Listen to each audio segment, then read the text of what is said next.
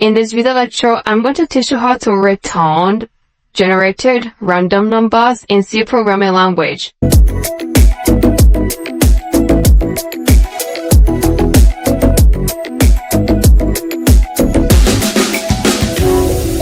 Alright, so in the previous lecture, we were able to create a simple program that helps us to generate random numbers, which if we go ahead and run that, is to give us generated random numbers of 1 to 5. So now let's go ahead and return this using a simple program of a for loop. It's just very easy. Go ahead and introduce a for loop right into your code. So I believe you've put this down, and if you've not done that, go ahead and put this code down and check it out. And below this, go ahead and create a for loop, and I'm going to say for using the variable x, which we created right here, and this is a local variable. So for x equal to 0 plus semicolon at the end, and x less than 5 plus semicolon at the end, and x increment. Now let's go ahead and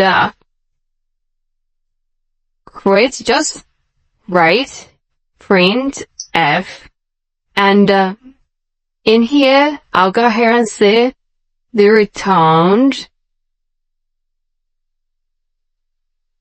value of the arrays, so of %t, so that will give us array of index 0 to 5, index 0 to 4, because it is less than 5. So this has to move to the next line, and got the and plus semicolon at the end, and what we need now is go ahead and put x, and the next one is go right there and put a pointer, the pointer we created right here. We created a pointer here, pt. So this is going to be pt plus x. So this will help us to return the values. Go ahead and put a semicolon at the end, and go ahead and run this code, and let's check that out. Alright, so that is coming, and the values are not printed out, so returned value of t to be printed out here for us. So we didn't put that. So the returned value of arrays of %d is %t. So go ahead and put just %t there, and it will be printed out. So go ahead and run this code again, and the result will be printed out for us. So run this, and let's check that out.